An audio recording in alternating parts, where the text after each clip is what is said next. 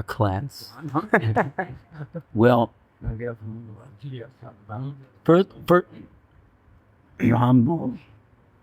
first, before I talk about anything else, first I want to know who I'm talking to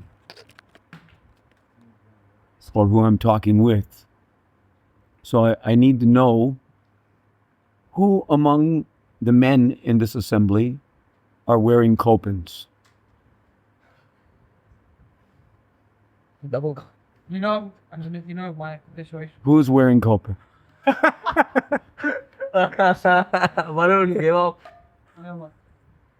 The ladies only wear kaupīnas during their contamination period. Your legs. At least in Vedic culture. You want chair? No, I'm all right. I'm fine. In Vedic culture, the gopīs, they don't wear underwear. They only wear underskirts. I don't know if that's still prevalent in present-day society. It's been a long time since I've been here.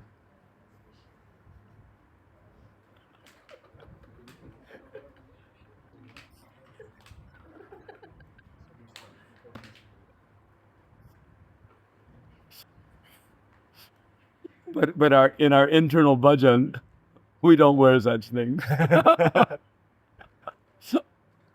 Only during our menstrual period. So, have we ascertained who we're talking to? Because otherwise there's not much use of going into any higher subject matters. First of all, we should understand what is sadhu jivan.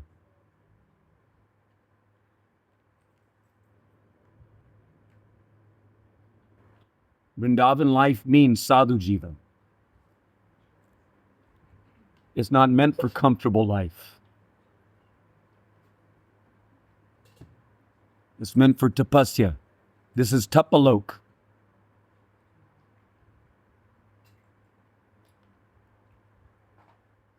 If the men are not wearing kaupīnas, it means they are not sadhu. Simple as that. They haven't come to that position yet. Sadhu means kaupīna. The 6 Goswamis wore kaupīna.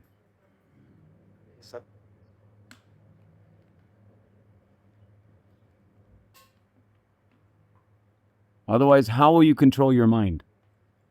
And the ladies should understand this too. They should expect, if they're married to any, then they should know whether they're married to a grihastha brahmachari or whether they're married to a griya maidi. Grihastha brahmachari means kaupīna. Why? Because by kaupīna, you control sex agitation by 50% just by wearing the kaupīna.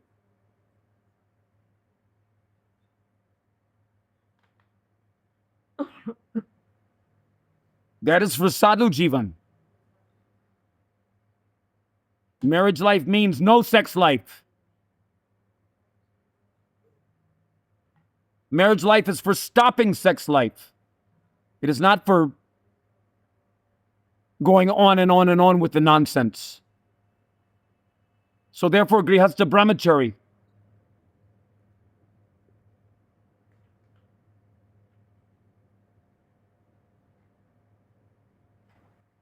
For sadhu jivan, living like a sadhu. It's not that grihasthas are not supposed to live like sadhus. They have to control their senses.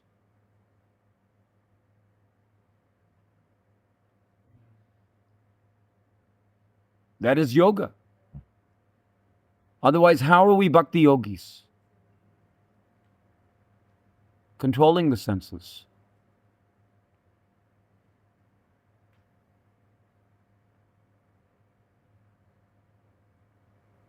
Therefore, grihastha brahmachari. Living as a detached grihastha. Grihastha life means, first of all, how many children do you want? 1 child?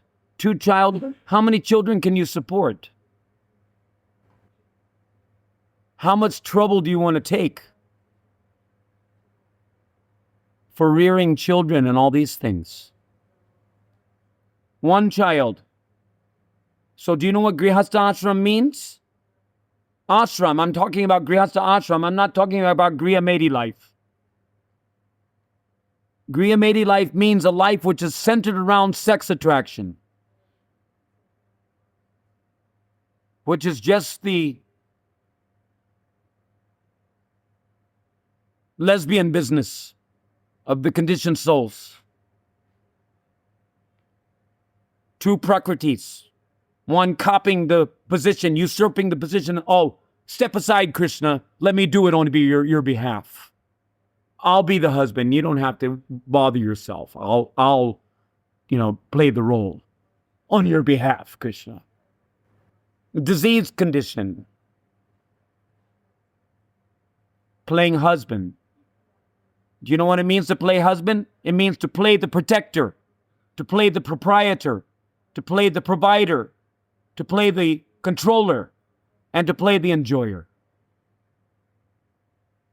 That is what it means to act as a husband. Play God. And that is the Swakiya attempt.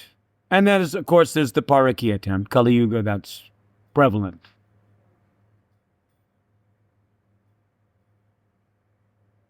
So Grihastha life means, if you're going to follow Grihastha ashram, if you want to be a Grihamedi, then, do your thing and get your just rewards. Grihamedi life means repeated birth and death. There's no question about it. Either you get Krishna, or you get, should I say it? It's either Krishna or Yoni. One of the two, not both. If you want Yoni, then you get Yoni. And Yoni means, again, repeated birth and death. And along with it, disease and old age and everything that comes along with it. If you want Krishna, then you have to give up Yoni.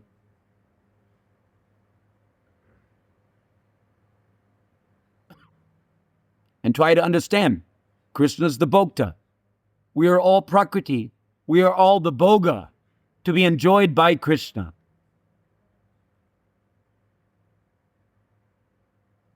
The illusion is that the man is thinking that he can be the husband of this so-called poor excuse of a woman in the material world. Not actually woman. Because it's the antithesis of genuine spiritual womanhood. Genuine spiritual womanhood wraps Krishna around her little finger by the influence of prema. And the antithesis of that is the false shadow reflection of womanhood in this material world, wrapping the so-called husband around the little finger by the influence of her lust, which is the diametric opposite of prema. Basically nonsense. So therefore, Grihastha ashram means stopping sex life. It is not a license for sense gratification. It's a license to go about another way of stopping sex life. It's just another way of stopping sex life. Because as long as you're absorbed in the sexual fantasies, you're not going to get Krishna. Because you can't have both. Therefore, Grihastha ashram means that there is association, so-called man and woman, your quota, which is all an illusion.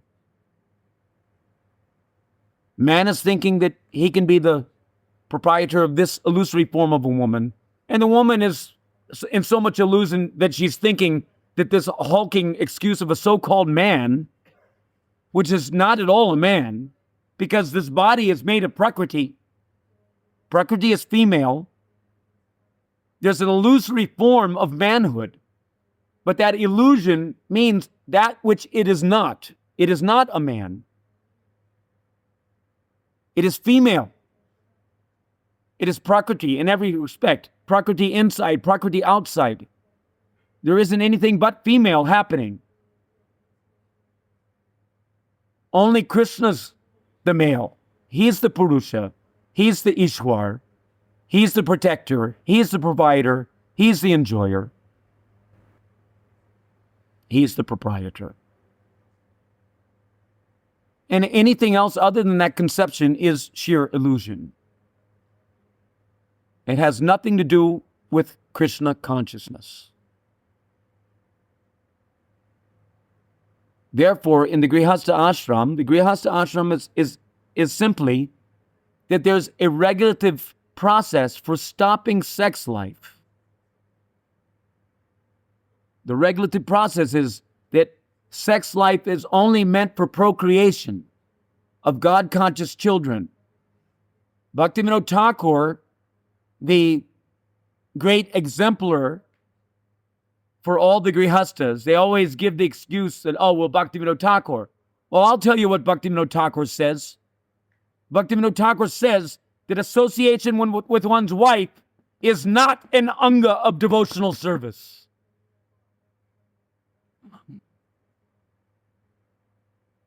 It is not an anga of devotional service. It is only meant for maintaining attachment to the Grihastha ashram. That's what Bhaktivinoda Thakur says. Hridoy Granta. Hard knot. That is what association with the wife is for. To tighten the knot of attachment to the Grihastha ashram. So therefore, it must be limited. And the limitation is this. I'll spell it out graphically. Don't mind. I don't want to embarrass anyone. But graphically, I'll spell it out what it's really all about. Because the whole thing is to stop sex life so that you can begin to make some advancement in Krishna consciousness. Begin.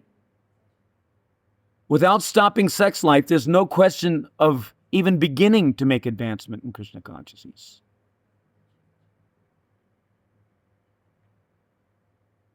Therefore, sex life is limited to this. When the wife is at her most fertile period, which is just after her contamination period. There's 7 days, not 5 days, 7 days when the wife is considered completely contaminated according to Garuda Purana. Then between the 8th day, 8th, 9th, 10th, 11th, up to 16th day, if you do Garbhadan on the even number days, you get a male. If you do Garbhadan on the odd number days, that means 9th, 11th, 13th, like that, you get a daughter. But the closer you are to the contamination period, the more materialistic the son or daughter will be. Therefore, if someone wants a saintly son, then the recommendation is to wait until the 16th day. That means there has to be honesty and cooperation among the man and the wife, the husband and wife. Wait till the 16th day if you want a son, 15th day if you want a daughter. Saintly. This is the process, according to Garuda Purana, it is mentioned there, system. Then, Garbhadan is done. If conception is successful, then the lady's next period will not happen. That means that the lady's pregnant. From then on, during her pregnancy, there's no question of sex life on top of the fetus. That is a most sinful affair. Never to be done. There are special hells for such people who do like that. There's no question of contraceptives at any time. any kind of contraceptive.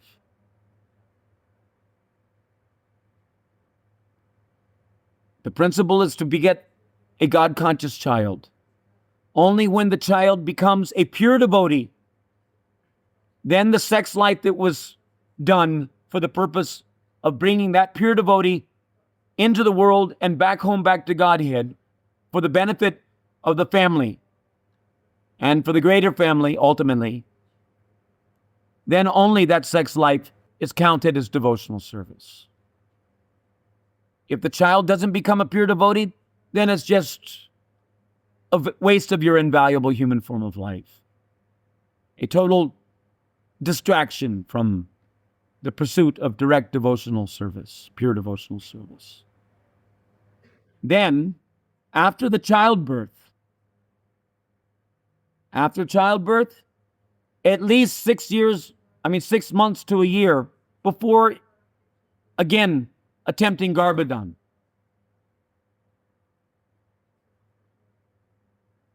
And then how many?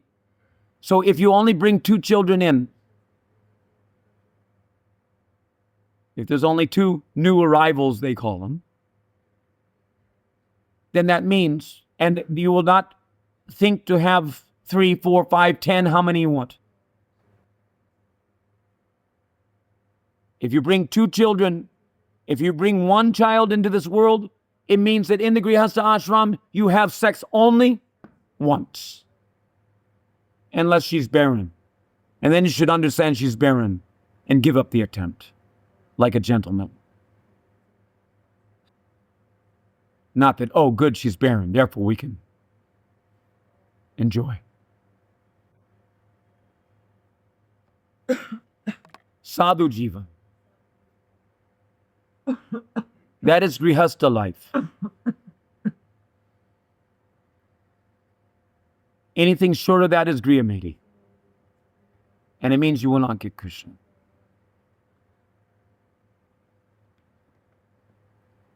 You can fool yourself all you want.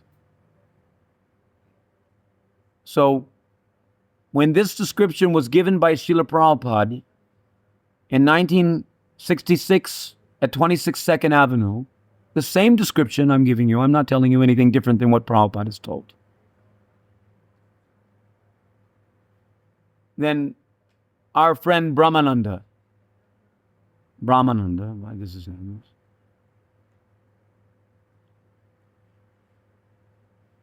He commented to Srila Prabhupada, what's the use? Better give up the whole thing. And Prabhupada answered, very good boy. You've understood. Just better give up the whole thing.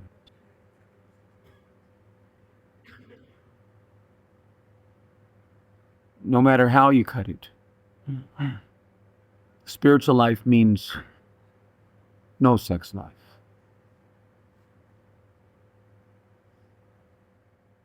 It is to be avoided at all cost. Grihastha brahmachari means must control the senses. Tapasya.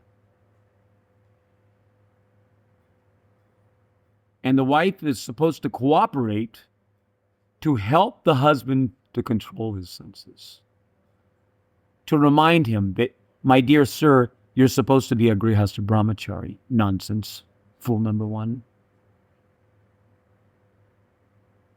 Come into my clutches so that I can punch you in the face, rascal. Back off. And that is brahmacharini.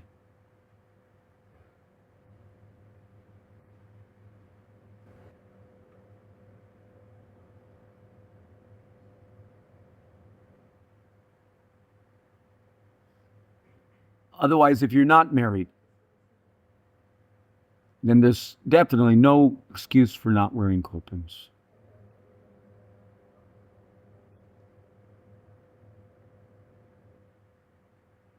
Sadhu Jiva.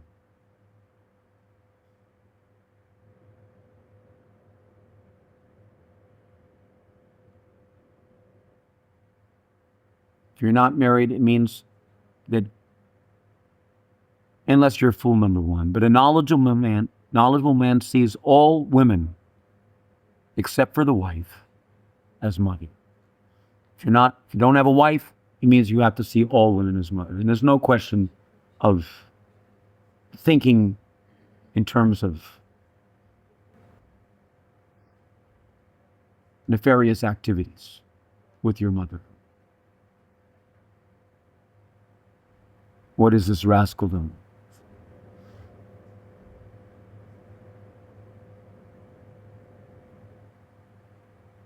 Therefore, brahmachari training.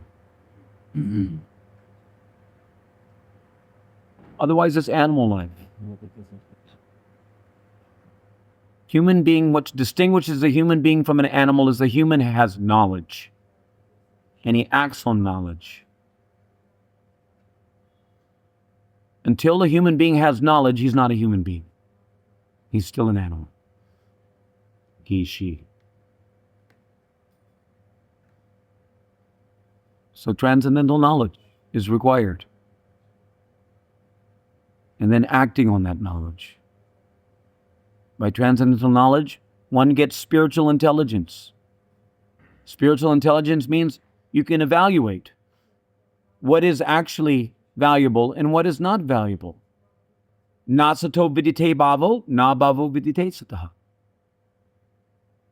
That which is temporary is not valuable. And that which is eternal, that which exists, temporary means non-existent.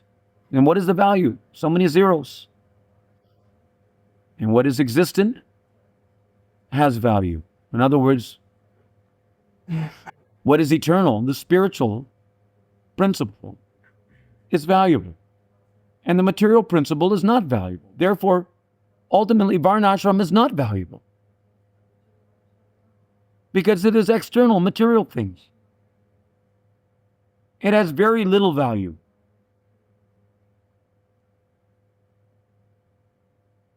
What has value? What is valuable is Shravanam, Kirtanam, Vishnu Smaranam, Padasevanam, Archanam, Vandanam, Dasya. Devotional service. Bhakti. Bhakti is valuable. Therefore, whether you're in the Grihastha ashram, whether you're in the Vanaprastha ashram, or Sannyasa ashram, or whatever, Brahmachari ashram, Sada Hari Bole.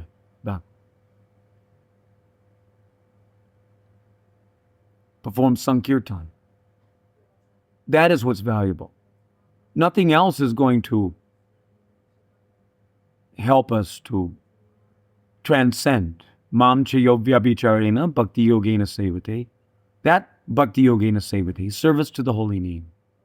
Sarva dharmam prityaja, give up all other dharmas. Bhaktivinoda Thakur says that a pure devotee should concern himself with the regulative principles of varnashram dharma as little as possible. As little as possible. And focus, turn your attention toward Krishna. Focus on pure devotional practices. Then there's hope. And in Kali Yuga, Mam Ekam Sharanam Braja means Kali Kali Nama Rupe Krishna Avatar. Nam Ekam Sharanam Braja. It's a very simple thing. Simple for the simple. Where? Sharanam Braja. Preferably in the land of Braja. Why preferably in the land of Braja? Because Rupa Goswami says so, that's why. Rupa Goswami says that if possible, one should physically reside in Vrindavan. The second choice is if that's not possible, then one should mentally reside in Vrindavan, which is very, very difficult to do. Very presumptuous of neophyte people who are not on the platform of chanting Shuddhanam to think that they can recreate the Vrindavan atmosphere on the strength of their namabhas or Bhakti Abbas. It is not Vrindavan. It is Vrindavan Bas, Abbas. And they're not doing Brajavas anywhere else in the world. Therefore, Shuddhanam Sankirtan. If you're doing Shuddhanam Sankirtan, then wherever you go in the world, you'll get the benefit of Brajavas. And others will also get the benefit of associating with a Shuddha Bhakta.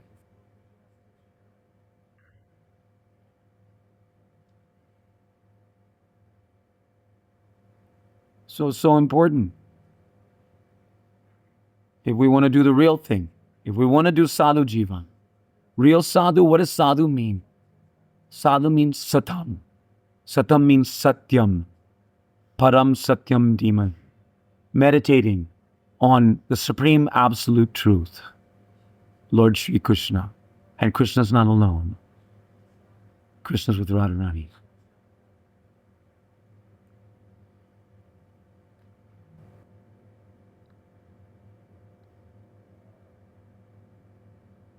And that is Sankirtan. Mam cha yogya vicharena bhakti yogena sevati sagunan samati taitan brahma bhuya kalpati. Otherwise, there's no question of coming to the spiritual platform and going back home, back to Godhead at the end of this life.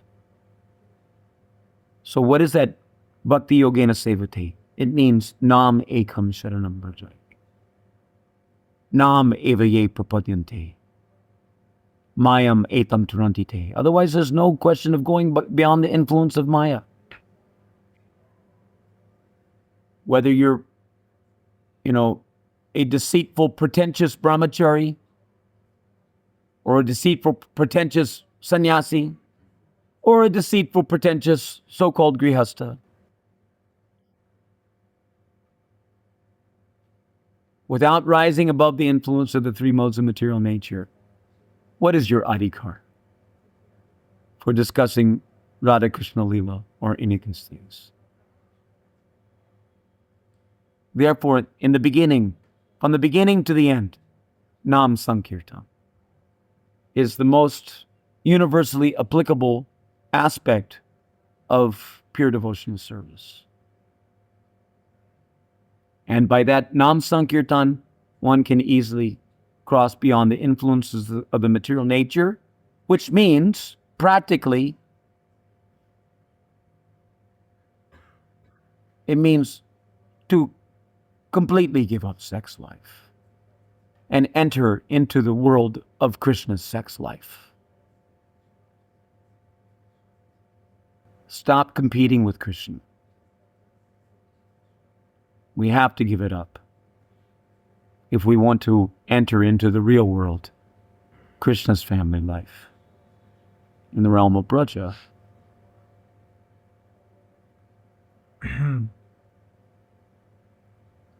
Are there any questions?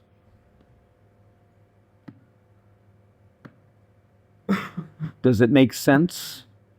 Do I sound like I'm being too fanatical and blunt in my dissertation? It's either birth and death or back home, back to Godhead. You make the choice. Simple as that.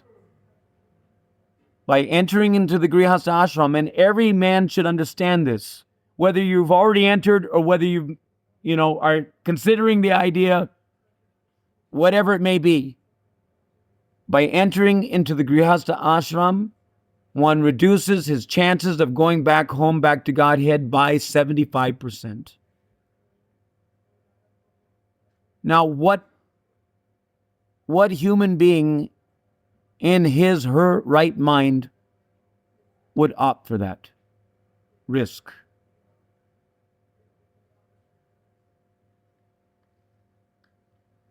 Prabhupada said,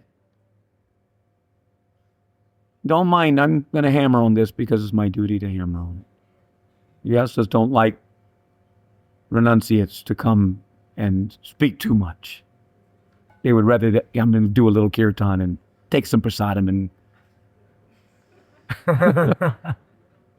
Be on your way, all right. Back to Maya.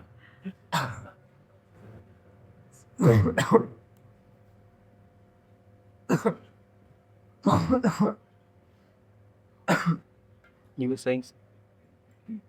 Giving up sex life. What was my point?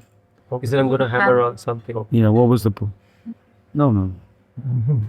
Don't distract me. About Grihasthas not liking to hear. Yes. Thank you. Well, Prabhupada is told that in the Grihastha ashram, advancement in Krishna consciousness is virtually nil. Virtually nil. Virtually means almost, not quite nil, but almost as good as nil.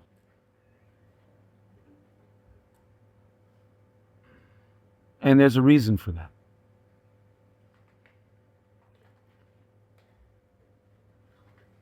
Because as long as you think you're the husband, or as long as you think there's any other husband than Krishna,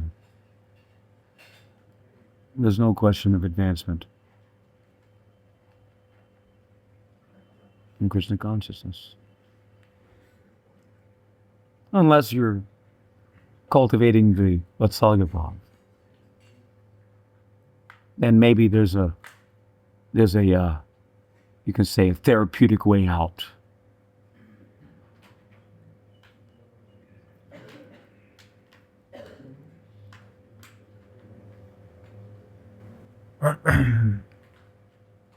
But advancing in Krishna consciousness means to realize our eternal constitutional relationship with Krishna. Our eternal constitutional relationship with Krishna has nothing to do with playing husband in the material world, please. So as long as that egoism is still there, even slightly, then one is forfeiting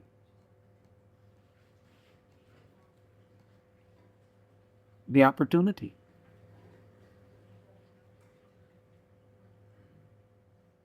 That's why also Bhaktivinoda Thakur says that unless one attains bhava, then if one was a grihastha previously and becomes vanaprastha, then before one can accept sannyas, one must attain bhava. If one accepts the sannyas order before attaining the bhava platform, it is considered as illegal, unlawful. Why? Because unless one is completely absorbed, unless one has done the work of engagement in devotional service to the degree required for entering into the perfect realization of one's eternal constitutional staibhav, then there's every chance of again falling down on account of impure reminiscences of one's previous life of sense gratification in the Grihastha ashram.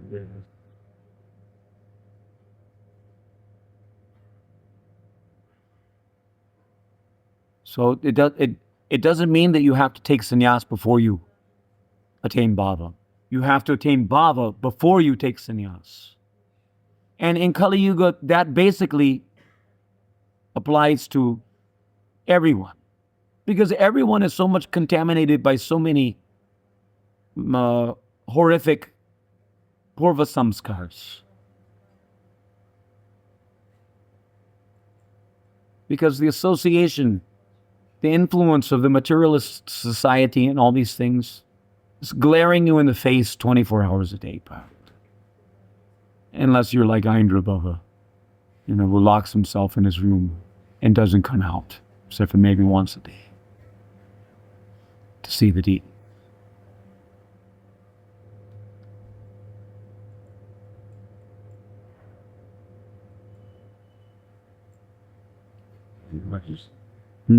Yes.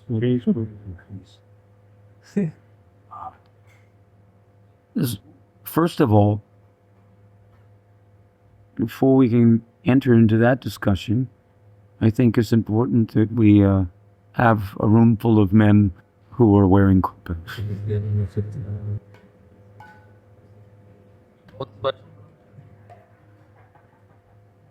Can I discuss the different types of bhava?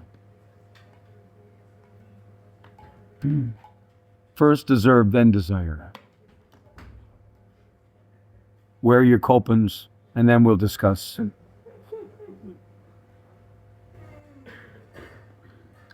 Higher subject matters. Yes, Mataji. Could you say something about Purushottam, how to follow the Ratha, because it's coming soon? It's better that we just make copies of the thing and distribute it. There's some recording you're talking about it. There are some resources. Yeah, there's. The first vow for all of our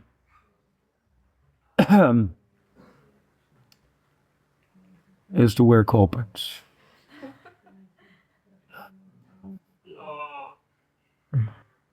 For the pleasure of Radharani. What does kaupīna mean?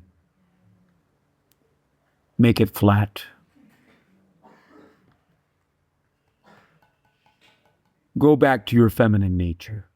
That's what kaupīna means. Revert to your feminine nature. Give up your so-called masculinity. Realize that you're eternally female. You're not that so-called male ego. You know.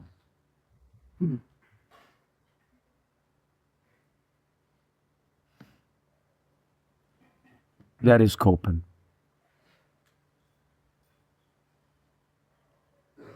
Krishna's the male. And even he wears kaupīnas.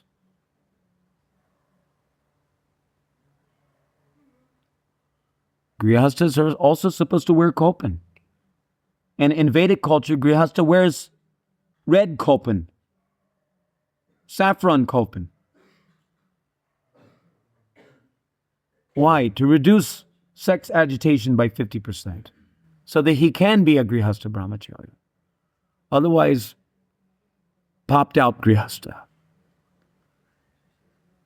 What is the value of the thing? Pacha Grihasta.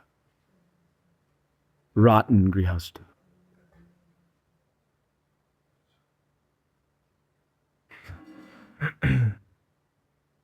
Grihasta must wear kaupīnas. And if you're not wearing kaupīnas, it simply means you've not had proper brahmachari training.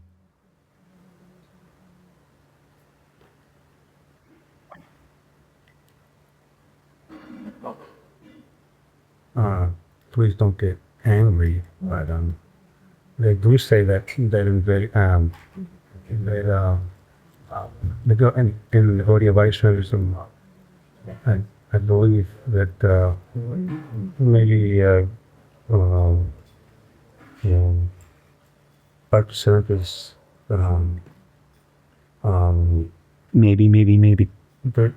there's something about wearing boxer shorts or something. If you want to be a Pacha Grihasta, then that's the Pacha. Okay. Pacha What's that? means rotten.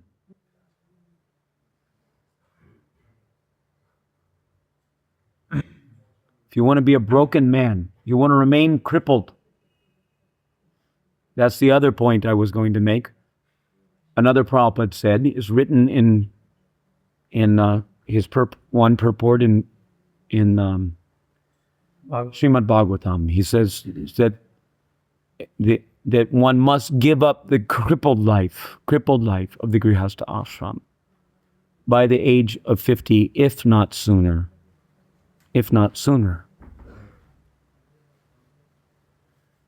Crippled life. Why crippled?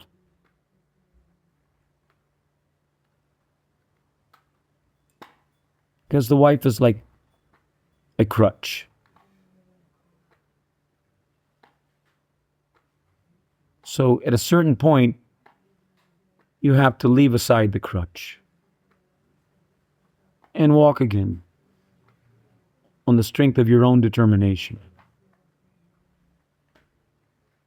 And when the wife sees you doing that, then she should feel gratified that she's done her service.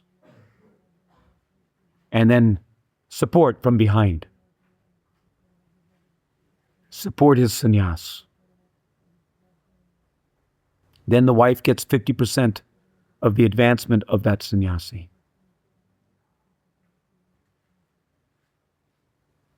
Because he's still her husband, but he's in the sannyas order. So the wife has to support the sannyas by not directly, but indirectly giving her energy from behind, praying for his ultimate progress to the perfectional stage. And because she's supporting his sannyas, then she continues to share, as the wife, she continues to share in his advancement to the perfectional stage. 50%.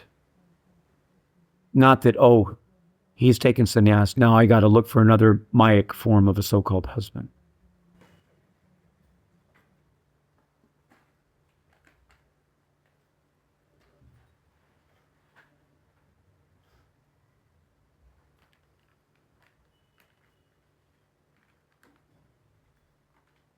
Because that one wasn't good enough. No Mayic form of a so-called husband is ever going to be good enough. Because no Mayic form of a so-called husband is Krishna. It never worked. It never will work.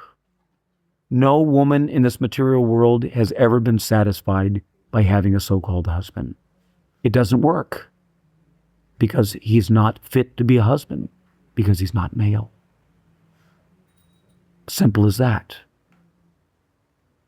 Once you start to understand this philosophy of Krishna consciousness, and this is the philosophy of Krishna consciousness, then you start to make a little advancement. You start to realize that, wait a minute, why am I focusing on this so-called husband? Why am I pretending to be a so-called husband? Better to surrender to Krishna. Give up the chase.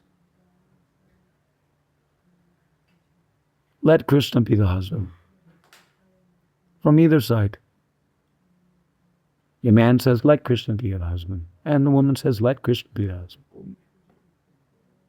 Because he's the only one worthy of my total surrender and absolute deference. Because he's my only bhota. I have no other bhota. I am his bhoga. And I meant to cultivate that bhav. If you can go directly without all the horrific, argumentation ad infinitum in the Grihastha ashram, then you're miles ahead. So if you can do it like this, why do it like that nonsense?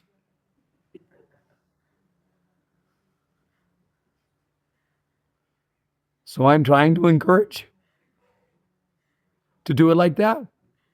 Just go to Krishna. That's the ultimate understanding that you're supposed to get out of the whole affair anyway. So why not take it from Guru Parampara? Take it. Krishna's your husband. Do you think the gopis were interested in having any other husband? They were not. They didn't care a fig for their husbands. And that those who did, because they were still having some anarthas, residues of anarthas arising from namaparad. What is namaparad? The 10th aparad. Maintaining material attachments even after understanding so many instructions on this matter. those gopis who still maintain some material attachments to their so-called Patni Dharma, what happened? They were locked in their rooms and not allowed to go to Rasa Leela until they realized their mistake. Finally,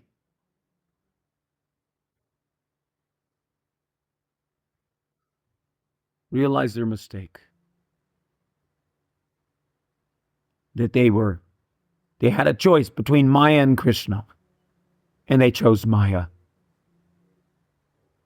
And again, they had to suffer. But then their failure became a pillar to their success. That is Vaishnava. So whether you've, failed in your brahmachari ashram, and, then let it become the pillar to your success. Gopalji. I would open. Didn't do you much good.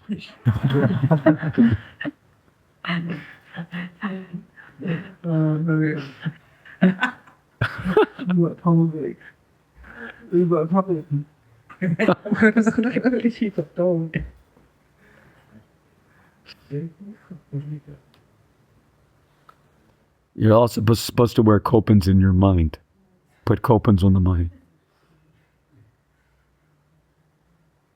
Anyway, Hare Krishna. Is the prasadam offered yet? Kesava has a question. Is it offered or what? The prasad is offered? Did they like it? Yes, the nine.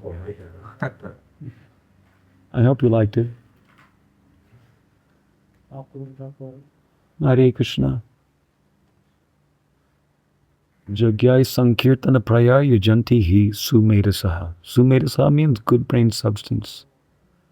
So regardless of where you're at, in your conditional existence, there's one absolute dharma. There's conditional dharmas and absolute dharma.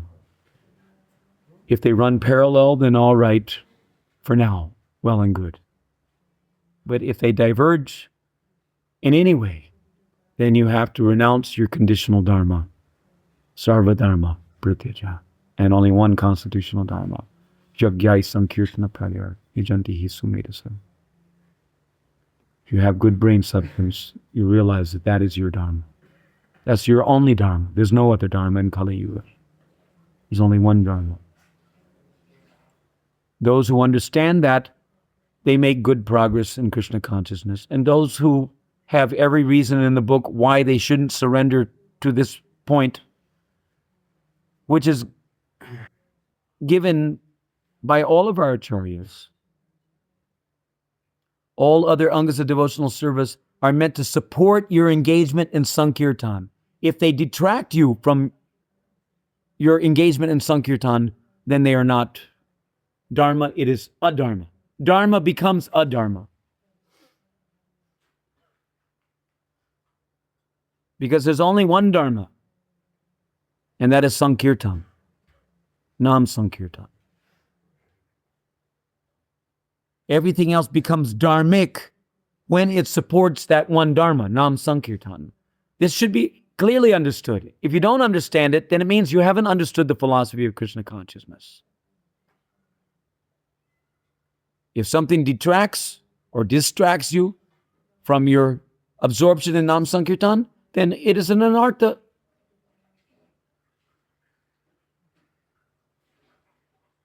And then you have to do the anartha nivriti. By how? Artha pravriti. By realizing the need to redirect your attention to the only viable Dharma in Kali Yuga, Nam Sankirtan. And then all other angas of devotional service become successful by the grace of Nam. Then your deity worship is useful. Your, management is useful. Your whatever. Your grihastha ashram is, well, something useful. If your grihalok become members of your Sankirtan party, then it becomes useful. One big happy Sankirtan party.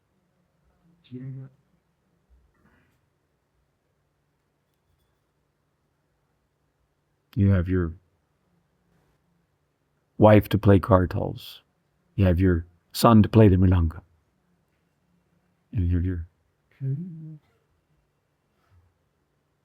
etc., etc. Then it's useful. Otherwise, it's a joke. A complete distraction. Waste of human form of life.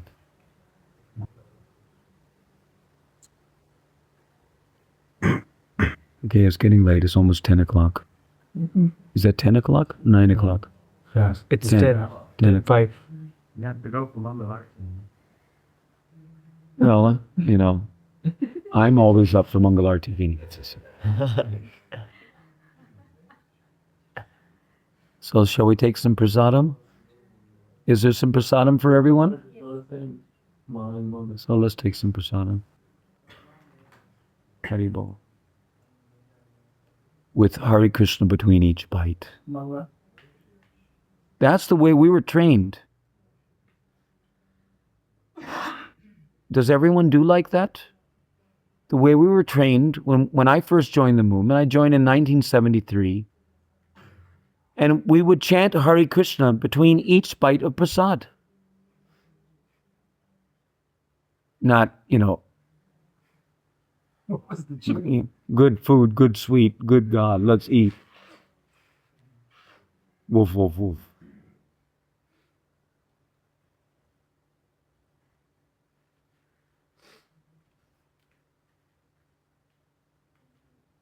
All right, Jeev Jago.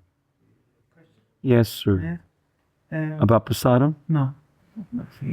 What are this bigger potency to clean our consciousness? Krishna Katha or Hari Kirtan? Kirtan. And following question. When I listen to Hari Katha from someone, I can much easier judge the level of the person. Because whatever is in the mind, he's speaking. But who is singing, there is good singer. So I don't know what is that. No. Kirtan means kirtan. It doesn't mean kirtan abbas. If someone's pure and he's doing Nam Sankirtan and you're associating, then that is the best form of sadhu sangha. Then your sadhu sangha is complete. But of course, what is philosophy for? Ultimately, philosophy is to convince you to take shelter of the holy need by performing Nam Sankirtan. That's the purpose of the philosophy. Philosophy is to help you to give shape to your Nam bhajan. Philosophy is to convince you that Krishna is the Supreme Personality of Godhead. Therefore, his name, being non-different from himself, is worthy of your service and surrender. That is the purpose of Bhagavad philosophy, and that is the Bhagavad Siddhanta. So even now, just by this philosophy, you convince me to chant me. But Yes. by only chanting will not convince me. No. So both are required. No one's saying that you shouldn't. But what I'm saying is that if you philosophize and philosophize and philosophize, but you don't come to the point of understanding the need to surrender to the holy name, then all your philosophy is useless.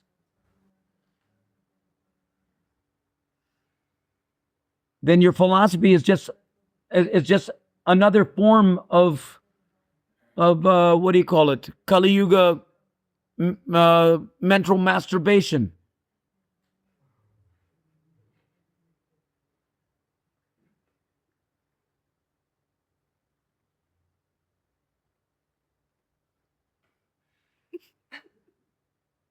Don't mind. It's my duty to be blunt sometimes. It's true. So we're not interested in philosophy. We're interested in philosophy that actually leads to the siddha anta, the ultimate conclusion. The ultimate conclusion is that in Kali Yuga, kalo nasteva, nasteva, nasteva. There's no other way. There's no other way. Harir nam eva, certainly, kevalam, only, exclusively, no other way. Only Harinam. And if philosophy doesn't help you to come to that conclusion and realize the need to take full shelter of the holy name of Krishna, then your philosophy is not philosophy at all. It's called material calculation.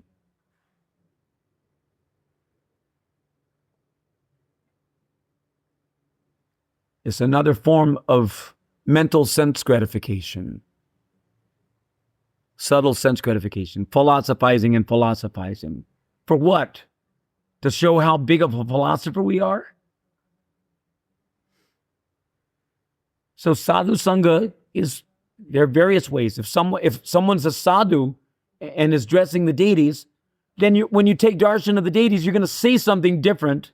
If you're a little perceptive, if you're a little awake, you're going to see a difference between the way a sadhu dresses the deities and the way some Griyamedi dresses the deities.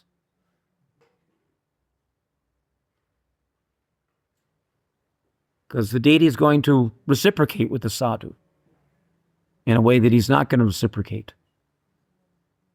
Similarly, if you hear Bhagavad Gita, there's 5 main angas of devotional service: Vrajavas, Bhagavad Shravan, Sadhu Sangha, Srimurti Shraddhaya Seva, and Nam Sankirtan.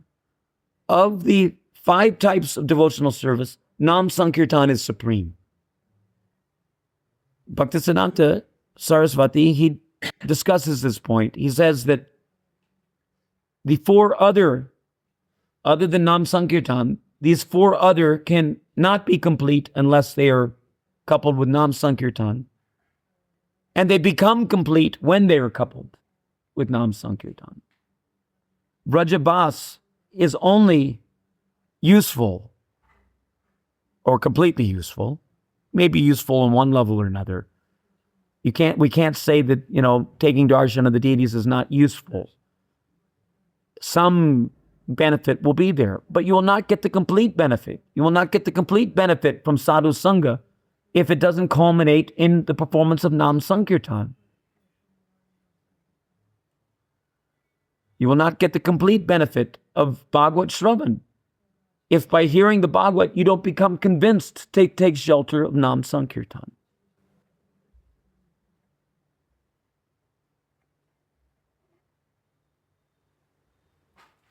So sadhu sangha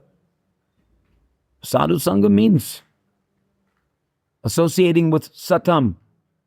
Who is satam? Satam appears in the form of the deity. Satam appears in the form of the Bhagavad. But primarily in Kali Yuga, satam appears in the form of Krishna Nam, Harinam. That is the most accessible and the most powerful, facility for associating with the Supreme Truth. If who's chanting is chanting Shuddhanam. If he's not chanting Shuddhanam, then you're not associating with the Supreme Truth. Therefore, one should, as far as possible, hear the holy name from the lips of a pure devotee. Otherwise, it may be lips, poisonous, milk touched by the lips of a serpent. So-called Sankirtan, not Sankirtan at all. It's poison.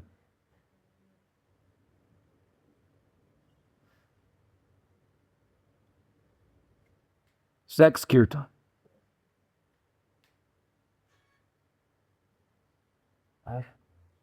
Subtle sex kirtan.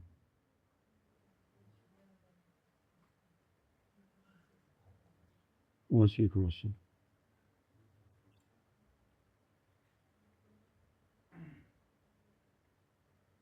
Prophet adoration distinction kirtan. That is not sankirtan. That is show bottle. And you're not going to get much from that. You'll get bhukti from that.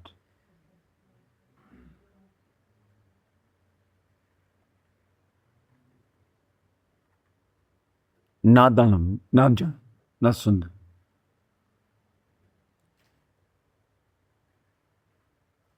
That is the symptom of someone who is chanting Shuddhanam. It means that he has Nam Ruchi, Shuddhanam Ruchi. Aparada Guchi, Shuddhanam Ruchi. There's no Ruchi if there's no Shuddhanam. Shuddhanam Ruchi. Ruchi only comes when Shuddhanam is there. Because Harinam is Rasuvaisaha, something to taste. Otherwise, it's Ruchi Abbas. They're just like there's Rati Abbas, there's Ruchi Abbas, there's Shraddha Abbas. There cannot be Ruchi if there's not real Shraddha. Shraddha means to accept those things which are favorable. There's no difference between Shraddha and Sharanagati. Without Sharanagati, there's no Shraddha. To accept that Krishna is your only protector, to accept, to be completely dependent on the mercy of Krishna. And that means to perform jagya for the satisfaction of Krishna without any ulterior motives. Anyabhilasita shunya.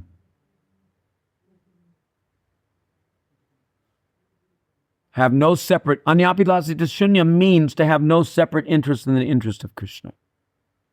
That is Sharanagati. And that's a symptom of Shraddha.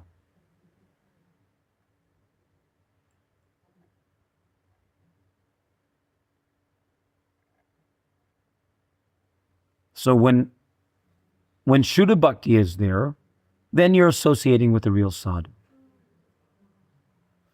There's no question of Shuddha Bhakti being there because Shraddha is just the basis of Bhakti. Shraddha is not an anga of Bhakti.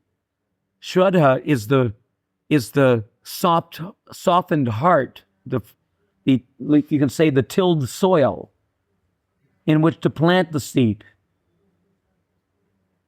It is the beginning. The seed is planted in the softened heart, and then comes the beginning, the germination of the bhakti lata, beginning from a small little shoot, and then coming with some leaves, and then some flowers, and then a green fruit, and then the ripe fruit of prema. But if the prema seed is not there, then you're not going to get the prema fruit. So therefore, someone has to have the prema seed. How can he get the prema seed if he's not associating with someone who's giving the prema seed?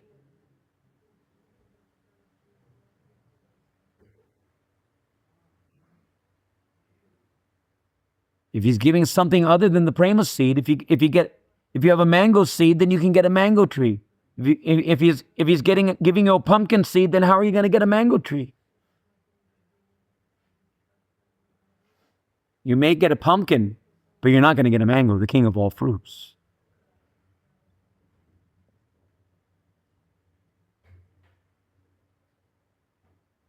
It's not that you'll get nothing, but you'll only get the real thing if you're associating with real sadhus.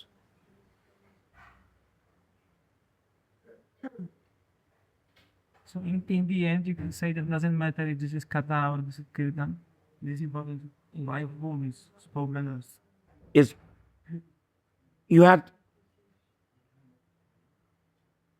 The kata has to culminate in your understanding of the need to engage along with real sadhus in the process of Nam Sankirtan, because Nam Sankirtan is the process by which you get prema in Kali Yuga.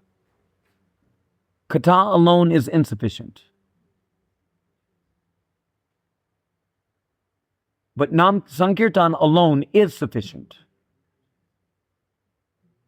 It will come if you're hearing from a sadhu. if you're doing Nam Sankirtan in the association of genuine sadhus, in which the Shuddhanam is there, if you actually get a chance to hear Shuddhanam, then it will be complete on its own. No other anga of devotional service is complete without Sankirtan. But Sankirtan, by performing Sankirtan, even if you perform no other anga of devotional service, of course, how can you perform Sankirtan without doing Sadhu Sangha? It's just another form of Sadhu Sangha. But it's the best form of Sadhu Sangha. And you will get everything. You'll get the benefit of all things. Sadhu Sangha, Srimurti Shradaya Seva. Bhagavad Katamrita. You'll get all these things. Simply by doing Nam Sankirtana. Don't argue. Just do it. Have you done it? How many hours of Nam Sankirtan in association of Shuddha Bhaktas have you done? How many hours a day do you do Nam Sankirtan? Any 1 hour? 2 hours? 5 hours? 10 hours? How many hours? Every day, performing Nam Sankirtan. Answer or no answer, you can understand where you're at.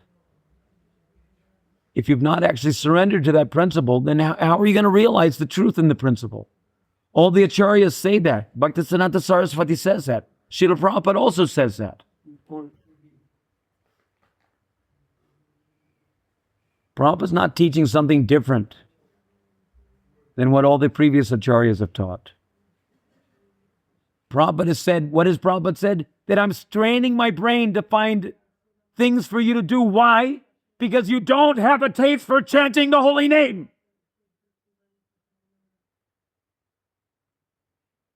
Prabhupada said like that. I've personally seen it. Prabhupada said that actually our only real business is to sit in the holy dham and constantly chant the holy name. But because you have no taste for that, therefore I'm pushing you to do other engagements like opening temples and so many other activities in Krishna consciousness. Because you have no taste for doing the real thing. For doing our most important business, you have no taste for it. Why do you have no taste? Because you don't do it. How do you expect to get taste for something that you don't do?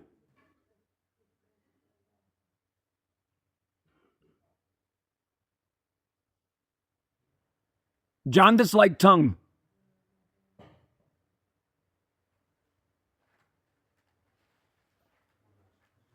Does that answer your question? Anyway, close enough for starters. I